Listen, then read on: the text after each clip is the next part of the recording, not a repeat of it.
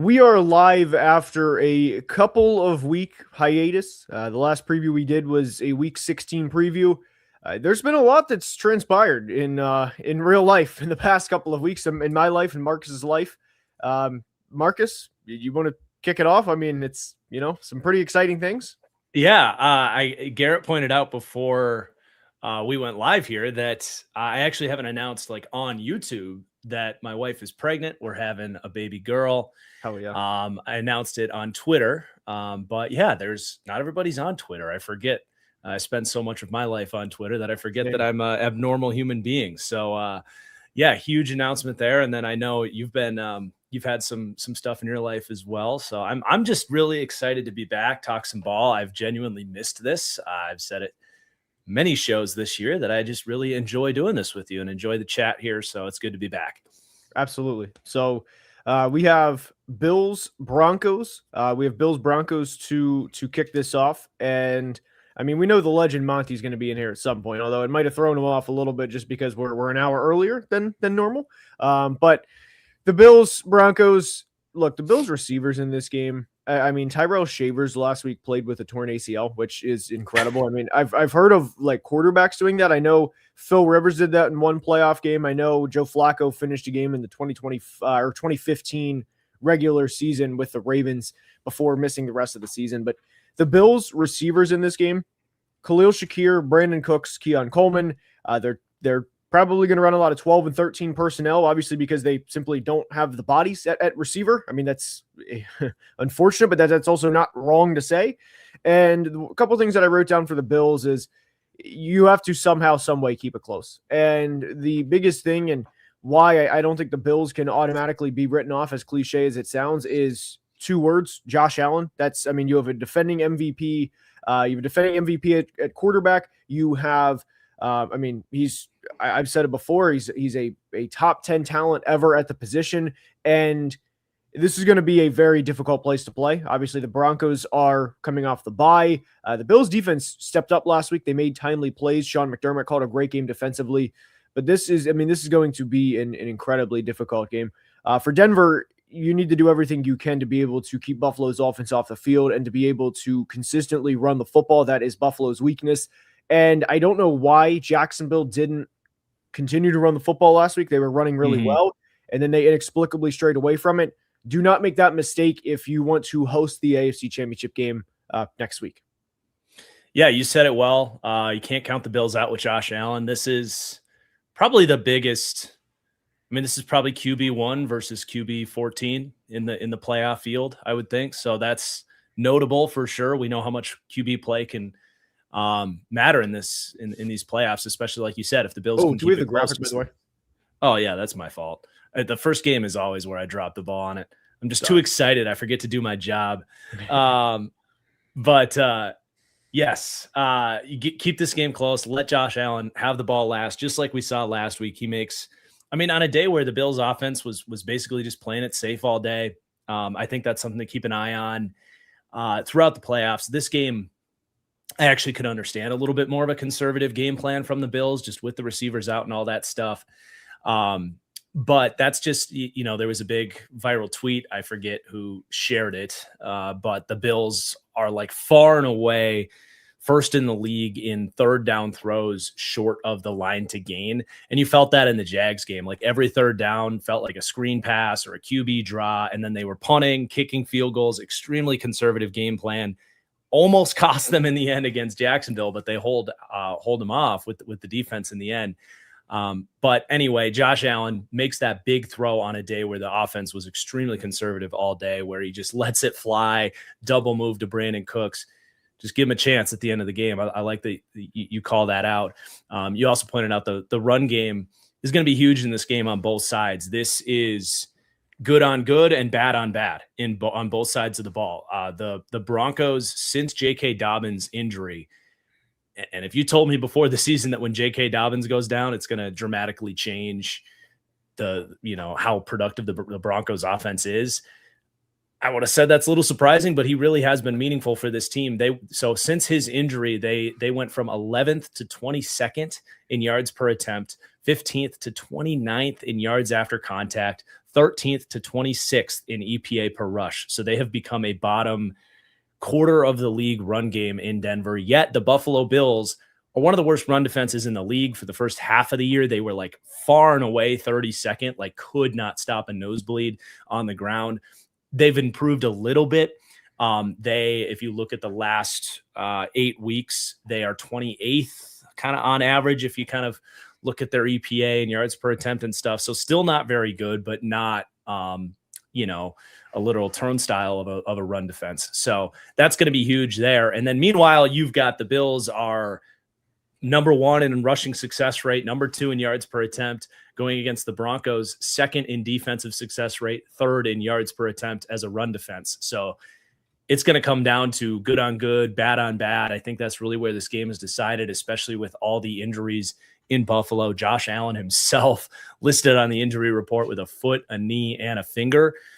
So yeah, run game script, and can Josh Allen do it in the end? And then you got to talk about Bo Nix. He's got to step up in this game. He's been a guy that's had some great games in big moments. He's been a guy that's had some bad games in big moments. So what version of Bo Nix shows up? Really the first playoff game of his where he's going to have real expectations to show up and prove that he can be a quarterback that is at least able to play well enough to advance this team to the AFC Championship. Last year was kind of a first year. You get in, see what happens. This year the pressure's on. So gonna learn a lot about Bo Nix in this game. Last call here, Dalton Kincaid, redemption opportunity. The play that ended their season last year, not all on him, but definitely a 4th down against the Chiefs. That first round tight end, trust throw. You want him to make that catch. I think, like you said, a lot of 12 personnel with the receivers injured. You're going against Alex Singleton out there at linebacker. Greenlaw's been in and out of the lineup. I think you can get Talanoa Hufanga, even though he makes plays at times. I need Dalton Kincaid to really step up and be the number 1 passing option for the Bills here. He's someone I really like for, your daily lineups and all that stuff. So really going to be a fun game. Who are you picking? Well, I want to actually talk a little bit more about the game because there was a couple points that I want to, we only have 4 games, so it's like, 10 minutes. Yeah, a game is fine, That's true. I'm used to our normal pace. Right.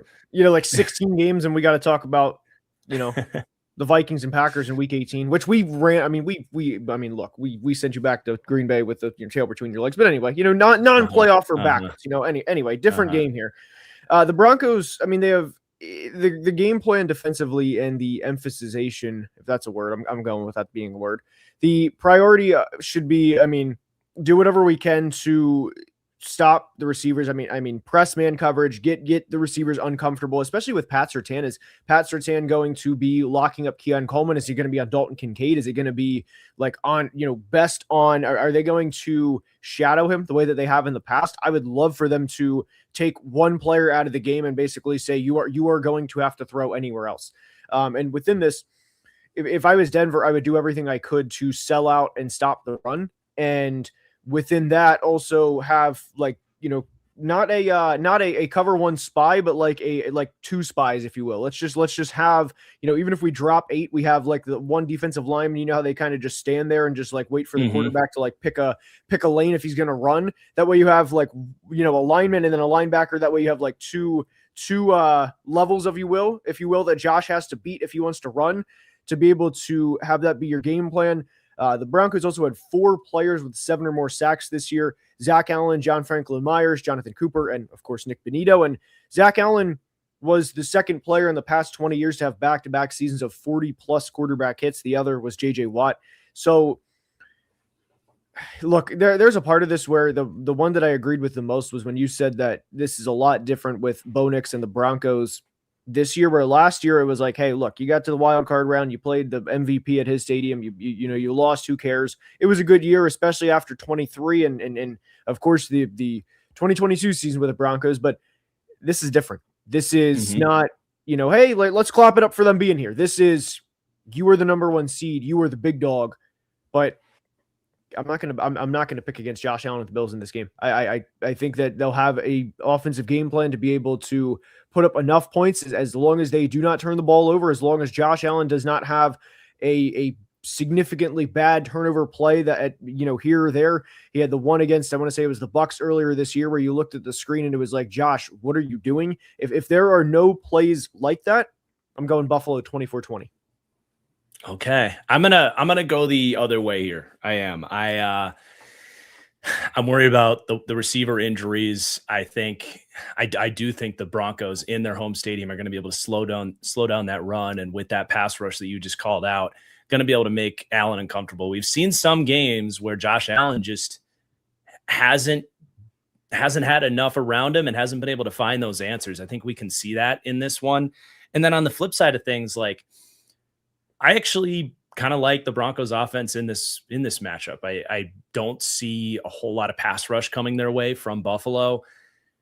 And I know I'm just the biggest Sean McDermott hater in the world. I gave him credit for the way the defense played last week. I think that was big. I think the game management at the end is something to keep an eye on always with Sean McDermott. Like, how do you not knee the ball at the 1 yard line there when the Jags have the kicker that can make a 70-yard field goal? They only need 20 yards to tie the game and send it to overtime. You really don't trust Josh Allen from the 1 yard line with 3 chances and get that down to 20 seconds. It's just another Sean McDermott head scratcher there. But I also don't think the Bills defense did a whole lot to like force, like, you watch the Jags offense in the first half and it was just miscommunications and a horrible decision from Trevor Lawrence. And I'm like, did the Bills defense actually play that well, or did the Jags just kind of screw up the first half and then you couldn't stop them in the second half? I don't know, man. I think you can see Bo Nix have some success in this game. And I just think they're the better team at this point. So I'm going to go with the Broncos, especially in that stadium. And I do think it'll be close, but I'm going to pick them like 24-20. I think that was your score prediction the other way, right? It was. Yeah. So that goes to show you this should be a great opening to divisional round weekend here. All right. Should we go to Niners Seahawks next? Right? I do have a couple super chats real quick. This is it's just funny because he's not even playing this weekend, but we have a super chat about Jalen Hurts. Just says it's rewatching the Niners Eagles. It's from H Browsy. Rewatching the Niners Eagles game for the third time, just can't get over the coaching gap, and getting to see Hurts apologists refute their quarterback wins position they've been preaching for a year. It was very fitting. And I don't think Hurts was like horrible. It's just Hurts was totally Jalen Hurts, where the second you needed him to go do anything in the fourth quarter, he gets perfectly clean pockets, bails out of them, throws the ball away. It's just like, he doesn't do anything to elevate when you need him. He's a cog in the machine. And that's all I've ever said. Some would say last year, 27-0, they're up. They put the dagger, puts an absolute dime in Smitty's hands to seal the Chiefs when they needed it. I'm just saying. Some would say two of his best games were in the Super Bowls. That's all I'm saying. Yep. That's all I'm saying. Also, I have a new member alert. Appreciate it. Hat tip. So anyway, nice. 49ers Seahawks. Do you want me to take the lead, or where do you want to go? I'll take the lead on this one. All right. Looking back on these, obviously it's always fun when you get a third time rematch. These teams did split. The Niners actually won week 1. The Seahawks scored 13 points both times in this matchup. Very fascinating, because when I project this game forward, I don't think that's going to happen again when I look at this Niners defense. But can they do it? I mean, that's kind of very emblematic of Robert Saleh and the job he's done with this defense. This matchup is a great example of the incredible job he's done there. You don't think this is the defense that's going to be able to contain JSN and Sam Darnold and a Seahawks run game that's a little week to week, but you certainly have seen teams have a lot of rushing success on the Niners. So it's like, can they do that again? I would bet against that personally, them being able to hold the Seahawks to 13 points once again, but it would be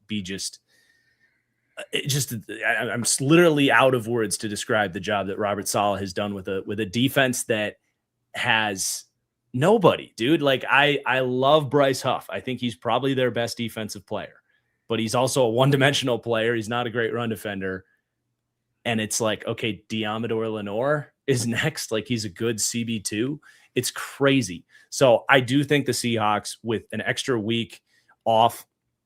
Sam Darnold managed to get hurt this week, which is something to keep an eye on. The oblique strain, the twisting of the torso there. How does it impact his ability to throw? Could that be a factor? We'll see. But yeah, I think we see the Seahawks offense have a lot more success this time around. And with that being the case, it's not fair, but Brock Purdy needs to be a Superman in this game. He does. He needs to do all the play extension stuff, and he needs to avoid mistakes. He did throw 3 interceptions in his 2 games against the Niners. It's a little unfair to say it that way because it was really the week 1 game.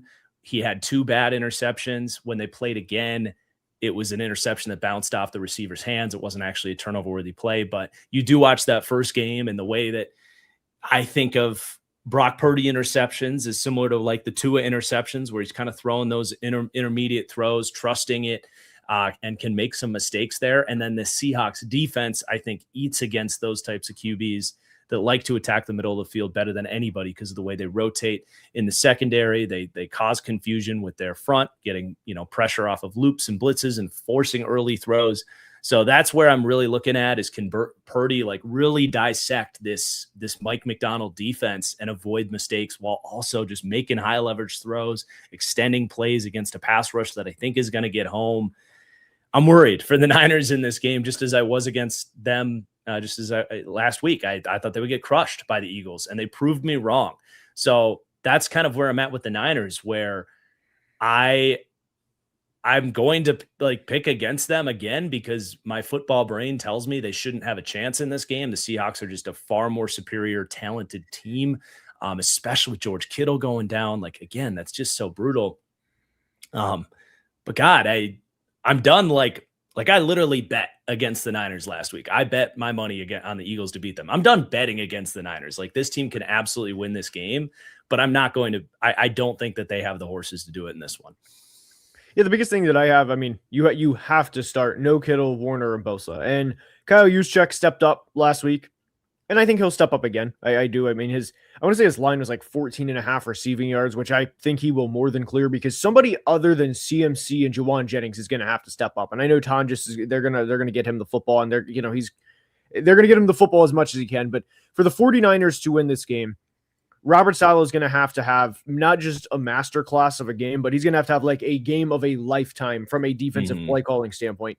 And the one thing that you highlighted that I will also emphasize is the 49ers defense right now, while they are playing great collectively, and I don't dismiss that at all. You went into the link last week, you held the Eagles to 20 points. Sure, you can be take the hater kind of part of that and say, well, they had Kevin Patullo and whatever, but this team held the Seahawks to 13 points 2 weeks ago with Clint Kubiak, who is widely projected to be a head coach, either, in a couple of weeks, or if he pulls like a Ben Johnson, which would be not something somebody sees and stays one more year than expected, he's going to be a future head coach, right? So you're going to have a game of lifetime from Saleh, especially with Kittle done. And Kittle's obviously kind of he's the stir or the straw that stirs the drink. I put CJ West stepped up a bit last week. Eric Hendricks had the play at the end. Shout out my guy EK. They cannot have a repeat of week 18 where they have 173 yards of offense. And even within that game, you mentioned the interception. That obviously wasn't a fair interception to attribute to Brock Purdy, but that was the only drive they really had all night where it was hey, let's get something going. And on Seattle's part, you're obviously coming off of a bye week. And I think this defense, last year's Eagles, these defenses to me are in the conversation for the best defenses of the past 10 years. And they have playmakers absolutely everywhere. They can get after the quarterback with 4, 5, 6 guys. They are an absolute unit. Now you do have to note Sam Darnold's oblique injury. They said Drew Lock took reps, but I tweeted this, but I really feel like if you think that Sam Darnold's not going to play, then I have some beachfront property in Nebraska to sell you. But how is that going to affect Sam Darnold in this game? One of the biggest things that I put down for Seattle was to run the ball. They entered the playoffs having won 7 in a row. And one thing that I feel like is just glossed over is Seattle has ran the ball really, really effectively as we head into the postseason. They are kind of getting hot at the right time with the right skill position group that they need to. And I am this Canine and Zach Charbonnet are to me examples as to why I am always, pro draft good football players. You take a running back in the second round in back-to-back years, both guys are great, and we're in the middle of January. You just came off a bye week. Your defense is phenomenal. Shout out Mike McDonald, of course. I love Mike McDonald, but I mean, your offense is they're a pain in the rear end to stop because they're going to run the football. They're going to run the football. The defense, it's tough to get one scoring drive against their defense, let alone multiple in a row. And especially when you don't have one of the best tight ends. I'll just say a future Hall of Fame tight end in George Kittle, who, this is their first game without him. It's not like they've had a season to prepare without this. I don't like this game for the 49ers at all.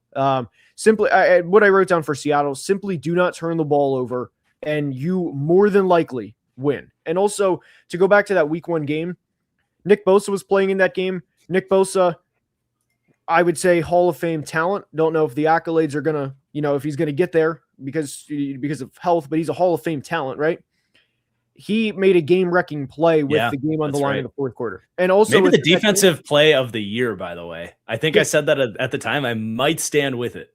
I mean, he walked Lucas, one of the Patriots safeties that was pretty nuts. But yeah, he walked the right tackle into a strip sack.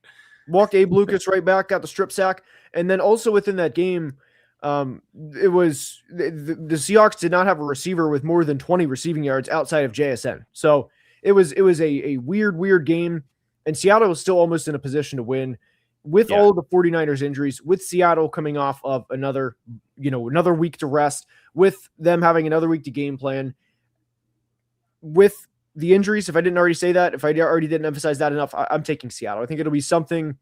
I think it'll be close. I don't think a Kyle Shanahan team will get necessarily blown out, but I think 23-17, 2013, somewhere in there is what I would go.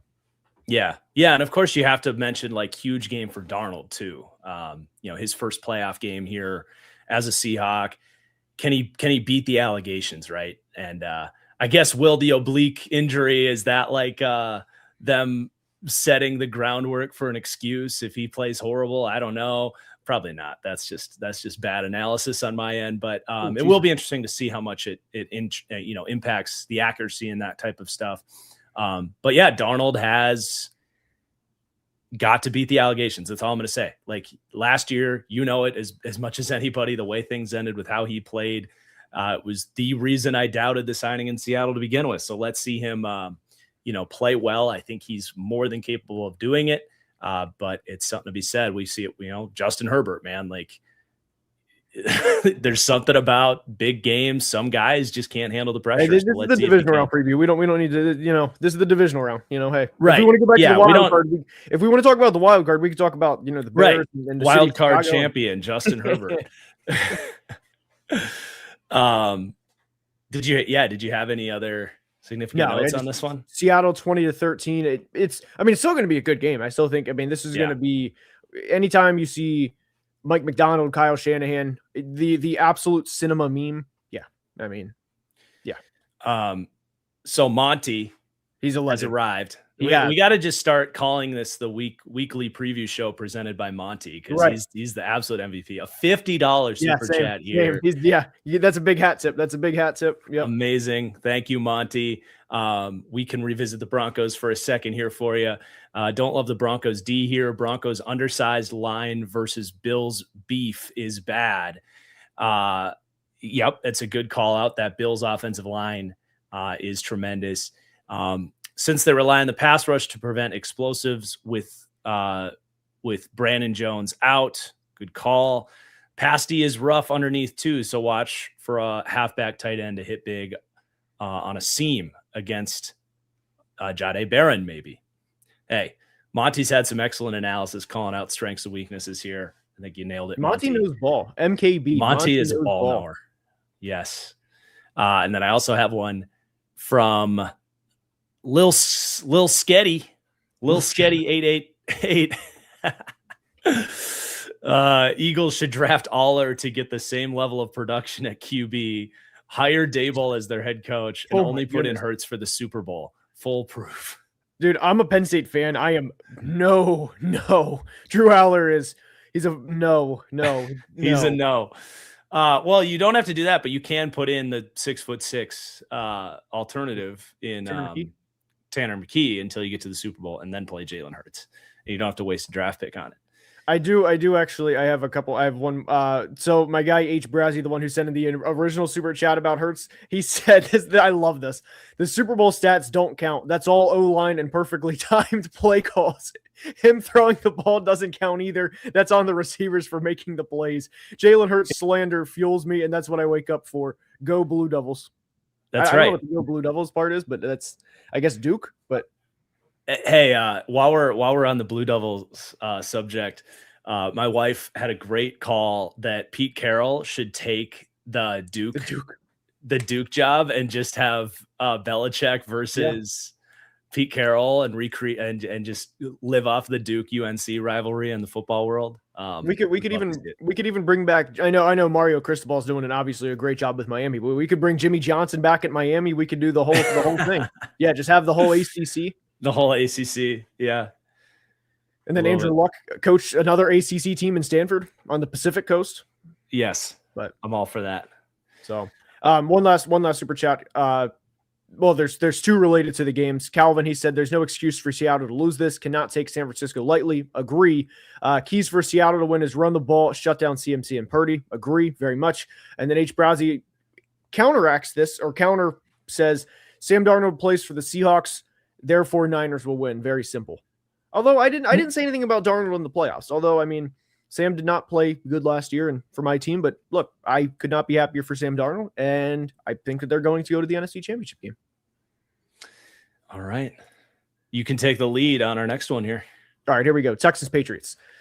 All right, let's see here. First part, the absolute, you have to start with this. CJ Stroud cannot play the way he did last week if they want to win. The Texans won 30-6 against Pittsburgh. It was a lot closer of a game, obviously, at the start of the fourth quarter.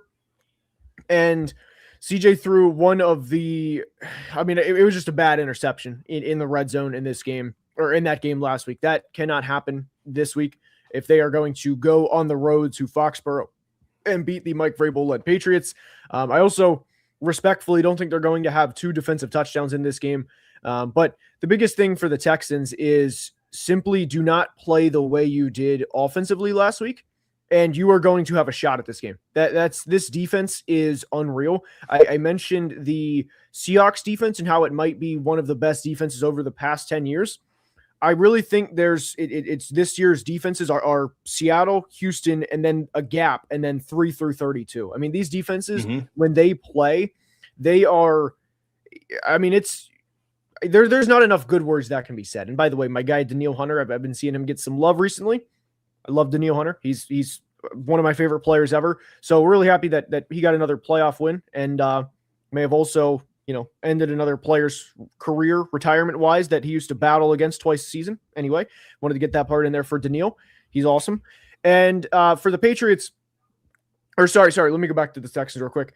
Nico Collins' concussion last week, that was scary. Like that, I mean, yeah. I know, we talk about, football and everybody loves football. You would not be watching this on a Friday afternoon at 2:30 Eastern if you did not love football. But that was, I mean, I watched that play and I was like, Jesus, man, like please get up, because those are plays where very real. And Nico Collins, from my understanding, I don't think is going to play in this game, which is obviously huge unless he's somehow cleared. I thought that he was not spotted at practice Friday. Generally, that means that rules them out like 5% of the time. So Nico, the Houston Chronicle says Nico Collins to miss playoff game, which is obviously huge. And that's, I mean, you're going into a game with not Nico Collins. I mean, Christian Kirk had a big game last week, and is he going to have another 100-yard game in the postseason? I don't know. But outside of Christian Kirk, then you're going to have Jaden Higgins and Jalen Noel have to step up, as well as Xavier Hutchinson. Dalton Schultz is going to have an increased role. And for as good as the Texans defense is, I really, really worry about them being able to keep pace with the Patriots offense. For the Patriots and Drake May, what I wrote down was Jesse Minter and D'Amico Ryans to start your postseason career is utterly insane. Like, to get baptized into the postseason for Drake May. But I didn't think that Drake May last week played bad. This is more of a respect to how good of a player he is. I think we've seen him play a lot better. I thought there were a couple of throws that he missed. I thought there were a couple of reads that he missed going back.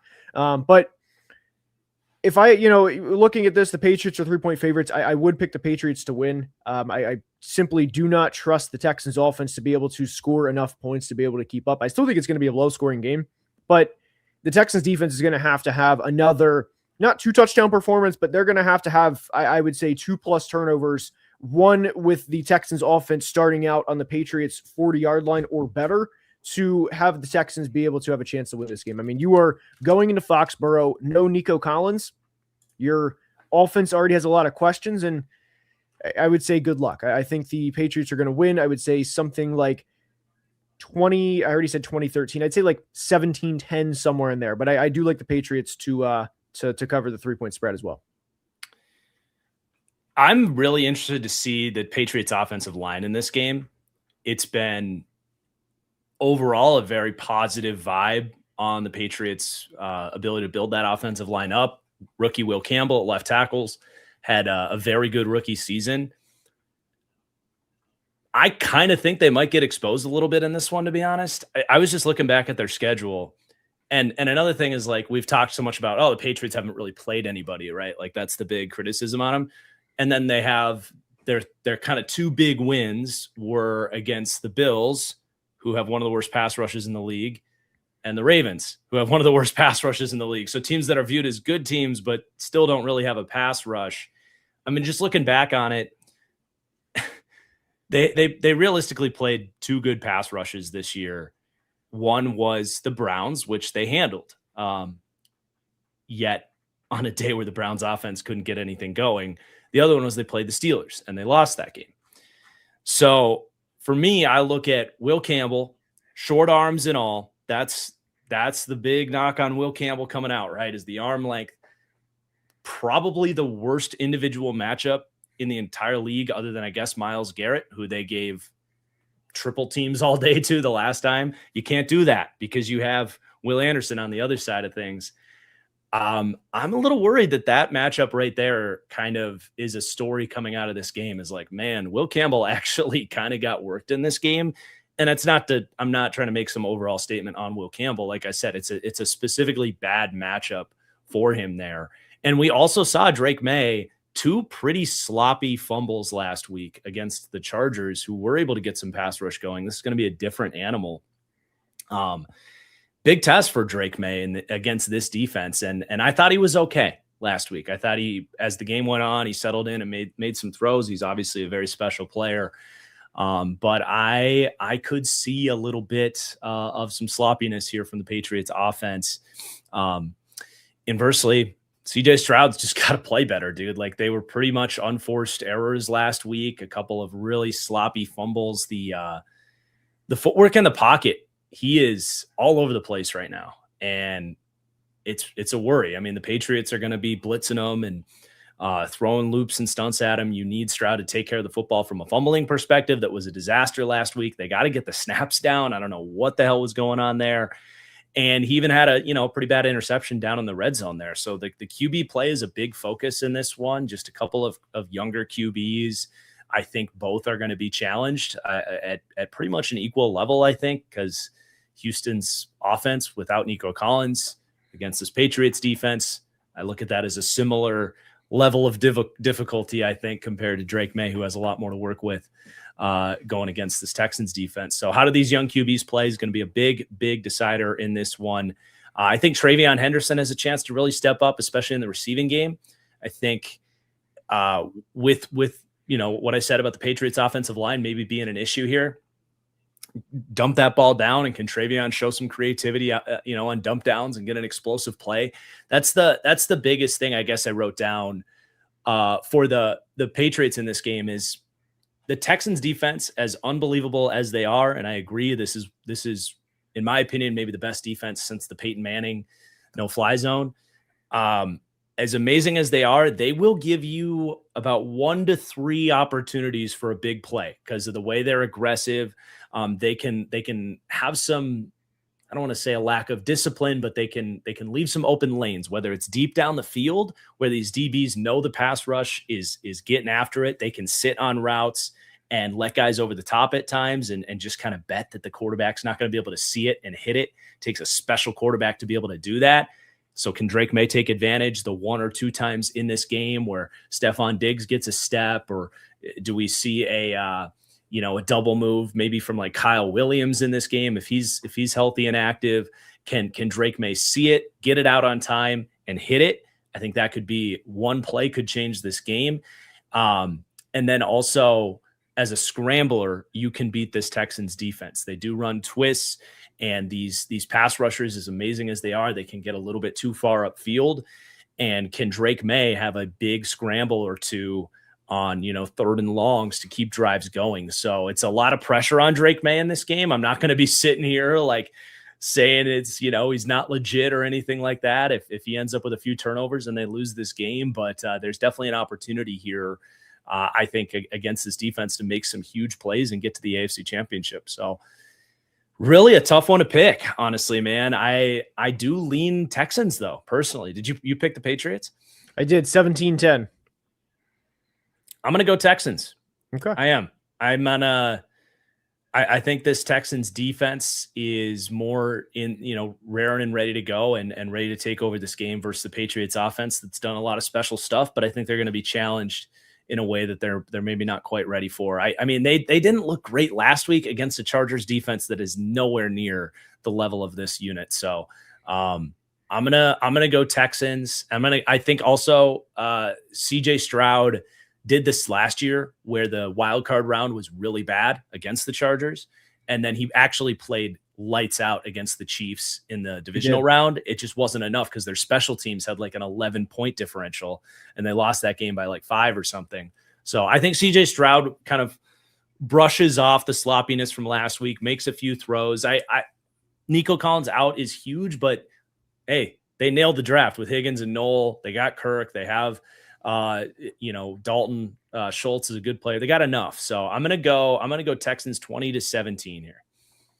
And if they're in the AFC Championship game, I mean, Texans fan Brett Coleman would be ecstatic. That would be, yes. I mean, I'd be happy. What if he gets a Texans Bears Super Bowl? I was just thinking that. Yeah, I was thinking that. I do have a couple, just the one couple super chats here real quick. H. Brazzy, he sent a couple. He said he's Blue Devils was Duke, so he's born and raised in North Carolina. He said Marcus should know he's a Patreon sub, and he's gone back and forth with him on Twitter. He also said Bears. He also said Bears own you. And then he said I might have added that part, but he said somebody on television called Jalen Hurts a potential Hall of Famer, and I vomited. That's a tough one to defend. I'm not gonna lie. He said that this week. I don't know when it was said, but anyway. Then he said, watching Drake get sacked 7 times in that Browns game and still having a great day through the air made me think Hurts could never do this. He sucks. He's the Jalen Hurts is. I'm just reading the super chats. I think Jalen Hurts, very good quarterback. And Jalen Hurts last week, tough one, but I mean, 2 of his best games of his career in the Super Bowl, and I will stand by that on the Jalen Hurts part. I wouldn't quite go as far as saying he's a very good quarterback myself. Oh, I would say he's a good to solid quarterback. All right, I do have. I think he's currently QB 20 in the league. Oh, wow. I don't know if I say that's very good. Wow, I think he got passed up by a lot of guys this year. I do. Okay, I'm going to be doing a shameless plug. I'm going to be doing a QB tier maker video next week. So I'll be watching. We'll see we'll see where he actually ends up. I have a flight to listen to content soon, so I'm going to be. That can be the flight. And then we do have, this will transition us to the Bears game. My pet bearded dragon, who is he's awesome. He's awesome. He said some facts for your games about the Bears game. He says it'll be -18 in Chicago. Stafford with the wind chill. Stafford sub 500 in games below 30 degrees. This is 48 degrees below 30. Dome teams are 1-15 in the playoffs below 30. Another fact, McVay is 0-2 at Soldier. And then he also said Green Bay sucks. That's another fact. And then he said bear down. Yep. Let me have it, man. You can destroy me all you want in the chat. There were a couple of people last week because I did the preview last Friday. There was, again, just it's been a crazy couple of weeks personally for both of us. But I had something else just last week. So we were going to do the thing Thursday, the show Thursday. I ended up doing it Friday. there were a couple of chats last week because you went to the Panthers game. A couple of chats specifically said that they hope that your, your, let me think how to word this here. Your, bladder and everything was all right. And that, your system was going to be all right during the game. That there were a couple of comments about that, if you will. Because of how much I would have been drinking during the day when my two favorite teams blew late game leads in the playoffs. Yeah, there was no drinking going on at all last Saturday. I can definitely promise you that. People did want me to call you after the Packers game, and then I texted you. It would have not been appropriate. I can just say that. I felt bad about texting you because I was like, damn, like if somebody texted me to have me go on as like a sad clown after the game, I'd be like, no, like I'm not doing that. Yeah. So, my wife is with us here in the chat. You can ask her how I was doing Saturday night. It was a very quiet late night Taco Bell DoorDash in the hotel room. I'll say that. But let's do it. Let's talk Bears Rams. Also shout out Lil Sketty and HD for some super chats. Love the turn. We're going to turn Will Campbell into Campbell's soup. Great call out. I like that. This is going to be either a Bears classic win last second cardiac Caleb game, or it's over. It's actually over at halftime. I think the Rams have enough, not being choke artists, I think, like the Packers are, to potentially put the Bears away, but they do that. That was another thing. Everyone's calling for Matt LaFleur's job because they blow this game. I'm like, look, how many teams did the Bears do this to last year? There's something very real about Caleb late in the game, the clutch factor, the fourth down, like the drive's never done. The 4th and 8 play that he made was just unreal. There's something very real about this team's ability to just flip a switch and come back. I do think the Rams have a much better pass rush to put the game away that a team like the Packers just didn't. And when you get into those moments, that's critical. The Packers very much miss Micah Parsons in that game. And by the way, I was more hurt the week Micah Parsons got injured than I was from the loss last week. But because I knew something like that was going to happen in the playoffs, where you get down to the stretch and you don't have a pass rush, you need it. And the Rams have that with that was the difference against the Panthers last week. The Panthers get the ball with a chance to go down, kick a field goal to force overtime, and you get 3 straight plays where one, Jared Verse just blows up the left tackle. You get a pressure on a stunt and a simulated pressure between the talent they have on that D line and the scheming that they do. This is a unit that can close out games. So there's a reason I said that. I do have a question. Yeah. Do you think injuries has anything to do with blowing an 18-point lead? I'm just tossing stuff out there, I mean, well, yeah, they couldn't run the ball and they were out their 2 best offensive linemen. So that also doesn't help. Okay. Rams, a much better run game. So yes, I do think injuries have something to do with them blowing an 18-point lead. So when I look at this game, there's no doubt in my mind that the Rams are the better overall team, that total yardage and taking a lead in the first half. Like, I think the Rams will do that. But number one, can they hold off the comeback effort that I feel like is inevitable by the Bears? Like I said, I think the Rams have a better run game to put this thing away and a better pass rush to put this thing away. But you also have to look at the drastic difference in special teams and turnovers. And look, couldn't have aged any better. Every time the Packers play a game, I'm like, look out for the special teams. They should win this game, but the special teams probably going to kill them. Packers gave the Bears 10 plus points on special teams last week, and that was obviously the overwhelming difference in the game.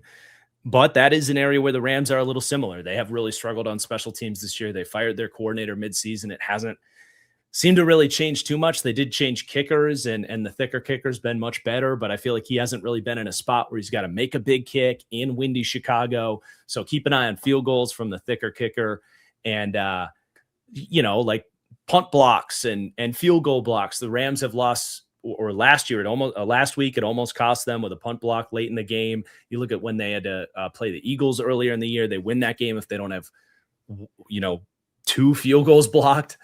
So the Bears have been really clutch when it comes to special teams. And the other thing is turnovers. This Bears team has made this this season possible because of how opportunistic they are to capitalize on mistakes. They have the best turnover differential in the league by like 30%. Last week, ironically, it felt like it was kind of crashing back to earth a little bit. They had 2 opportunities to fall on fumbles and they couldn't do it. That's why we say turnover luck is luck for a reason. But generally speaking, especially with like the secondary, very talented, opportunistic secondary. They have guys that have good ball skills. And Matthew Stafford, the last 5 games, has 12 turnover-worthy plays. He's very quietly, he's my pick for MVP, but he has very quietly gotten a little bit loose with the football in recent weeks. So if he's going to test his zone window, or like we saw last week in Carolina, overthrow a couple guys, do we see Kevin Byard in the right place at the right time? Do we see Wright, come up with a big pick as he's done at times this year? So if the Bears can get a couple turnovers here, that could make this actually a close game throughout the course of the game. And can the Bears run the ball against this Rams defense too? That's going to be a chance. I thought the Panthers were going to be able to have maybe success doing it last week, and they really largely weren't able to. So I'm definitely thinking Rams, more talented team. But before I make my pick, I want to hear what you have to say. See if you sway me one way or another. Well, I mean, look, I picked Packers last week, made the mistake. I acknowledge the Rams have a better team. I think on paper, I don't think it's close. They outrank the Bears, I would say, in a lot of units. But there is one part of this that I have concerns with the Rams that, quite frankly, I'm going to have concerns with the Rams, not just in this game, but any game the rest of the way. And obviously, we live in a very overreactionary world where if you go find a take to say, hey, I want this coach or this player cut or traded or fired or whatever, you can go find it for anybody, right? And there's a lot of Rams fans that get frustrated with McVay because he doesn't step on teams' throats and when he has the opportunity to. And I would personally argue that the game in Seattle that they lost on Thursday night, when they lost by 1 point, they had nearly 600 yards of offense. That was a game. I mean, then they had the Rashid Shaheed touchdown, the Zach Charbonnet 2-point conversion. That was such a weird game, right? Where the Rams had the opportunity to just step on their throat, knock them out, win by, make a statement, win by 21 points, and they didn't. And in the weather conditions and all of this in Chicago, I have a lot of questions for the Rams. I mean, the weather is going to be a thing that has to be brought up because, I mean, you're going from Los Angeles to the wind coming off the lake. You're going to 15, 20 below conditions. It was pretty nice in Charlotte, by the way. I just want to call that out. It was really nice conditions. How was the rain? Not a factor at all. It wasn't windy. It was like 70 degrees. Yeah, 90 degree difference between 90 degree difference between the wild card and the divisional round. And you can say what you want. The Bears, do they kind of lull through games? Do they kind of sleepwalk through games? Yes. The first half against Green Bay, I was thinking, great. The Bears did everything all year only to lose to Big Brother when it mattered, especially when Big Brother was out. Michael Parsons, Zach Tom, and Tucker Kraft, and the Packers are going to be able to get the same jokes in all offseason, and they came back. And I mean, unless Caleb has a couple of turnovers, which the pass rush for the Rams could present a huge problem in this game. That is the one thing that I would say is the biggest X factor is how much pass rush are the Rams going to be able to generate? How much are they going to be in Caleb Williams' face all day long? How much are they going to be able to get inside of his head from a standpoint of the internal clock speeding up? You get in the fourth quarter and instead of having 2.6 seconds, 2.7 seconds, and he's getting happy feet. How much of that is going on late in the fourth quarter? That is something that I worry about with this game for the Bears that I don't worry about with the Rams because I don't worry about the Bears pass rush affecting Matt Stafford the way that I do with take your choosing of the four horsemen with Verse, Fisk, Byron Young, and Kobe Turner. Take your choosing. However, look, I went against the Bears last week. I think the weather is going to play a big part in this game. I also fully acknowledge that I think the Rams have the better roster, but I do think that there is a chance the Rams get up 10 points in this game and the Bears still come back and win. And I think that I really worry about McVay not stepping on teams' throats when he has the chance. He doesn't run the ball as much as you'd like whenever they're up, and he gets really, really conservative.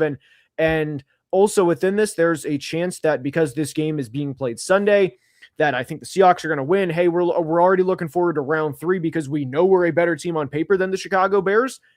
I'm taking Chicago 24-21. I genuinely am struggling with this one. I want people to know Can I that. say something that would take 15 seconds that might sway your opinion? Sure.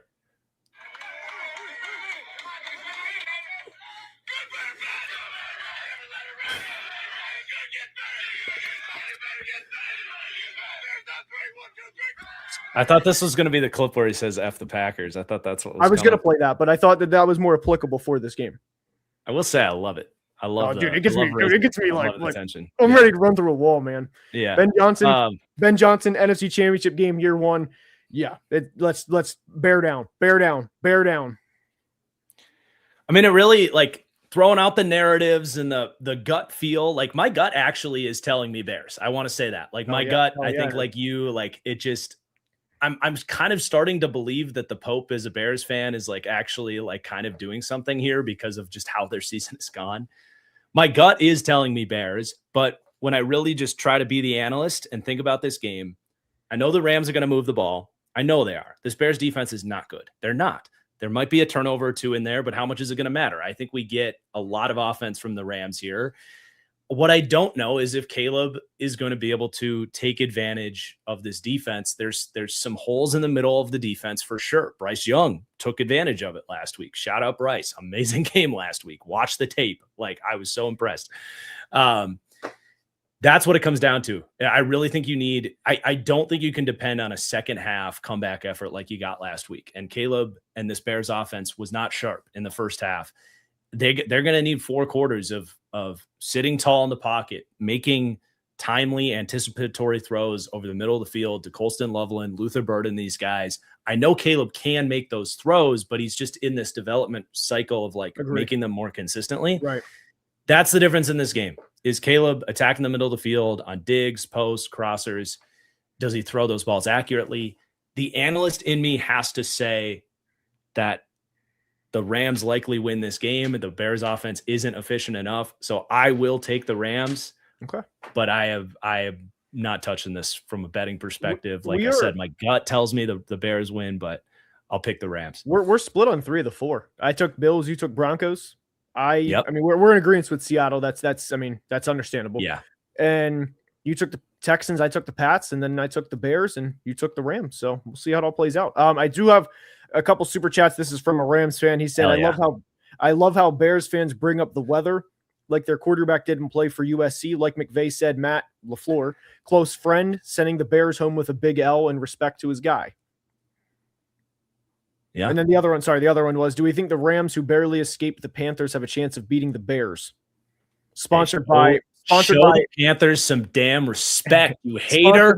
Sponsored by Hermes Paris, which I'm assuming is the Pope. Maybe there's a chance that that one went over my head. Yeah, there's a chance that I'm just an idiot. There's a high chance of that. There's a high chance of that. Yeah.